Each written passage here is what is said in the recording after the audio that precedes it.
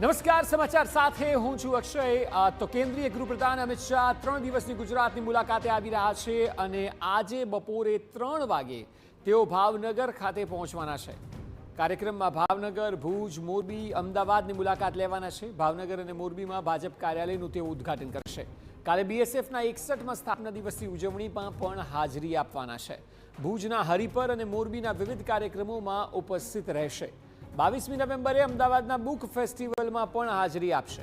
બપોરે 2 કલાકે સાબરમતી રિવરફ્રન્ટ અમિત શાહ પહોંચશે।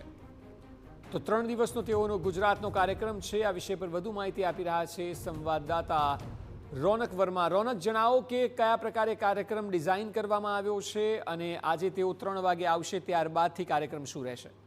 કેન્દ્રીય ગૃહ અને સહકારિતા મંત્રી ઉપરાંત ગાંધીનગર લોકસભાના સાંસદ અમિત શાહ છે, તેઓ આજથી 3 દિવસે ગુજરાત પ્રવાસે આવશે, જેમાં આજે બપોરે તેઓ આજે ભાવનગર ખાતે પહોંચશે અને ભાવનગર પહોંચીને જે નવનિયુક્ત ભારતીય જનતા પાર્ટીનું જે કાર્યાલય છે તેનું જે લોકાર્પણ છે તે કરશે। તેમાં પ્રદેશ પ્રમુખ જગદીશ વિશ્વકર્મા છે, તેઓ પણ હાજર રહેશે અને તેમની હાજરીમાં પ્રથમ વખત જે પ્રદેશ પ્રમુખ પણ હાજર રહી રહ્યા છે તેમનો પણ સન્માન સમારોહ છે તે પ્રકારના કાર્યક્રમનું આયોજન કરવામાં આવ્યું છે। ત્યારબાદ તેઓ જે આગામી કાર્યક્રમ છે તેમાં જેવા હાજરી આપશે। ખાસ કરીને આવતીકાલે તેઓ જે બીએસએફનો 61મો સ્થાપના દિવસની ઉજવણીનો કાર્યક્રમ રાખવામાં આવ્યો છે તેની ઉજવણીમાં ભાગ લેશે। આ ઉપરાંત બપોરે 2:30 કલાકે મોરબીનું જે નવનિયુક્ત ભારતીય જનતા પાર્ટી કાર્યાલય છે તેનું પણ લોકાર્પણ કરશે। મહત્વની વાત એ છે કે 22 નવેમ્બરે અમિત શાહ છે તે અમદાવાદમાં કાર્યક્રમમાં હાજરી આપશે। તેમાં પ્રથમ તેઓ રિવરફ્રન્ટ પહોંચશે અને જે અમદાવાદ મ્યુનિસિપલ કોર્પોરેશન અને અન્ય લોકોના સહકારથી જે બુક ફેસ્ટિવલ ચાલી રહ્યું છે તેમાં હાજરી આપશે। અંદાજિત 1 થી 1.5 કલાક જેટલો સમય છે તેઓ આ કાર્યક્રમમાં રોકાશે। મહત્વનું છે કે અગાઉ તેમનો આ જ પ્રકારનો કાર્યક્રમ છે તે ગોઠવાયો હતો, પરંતુ દિલ્હીમાં બ્લાસ્ટને કારણે તેમનો ગુજરાત પ્રવાસ છે તે રદ કરવામાં આવ્યો હતો અને તેના જ ભાગરૂપે હવે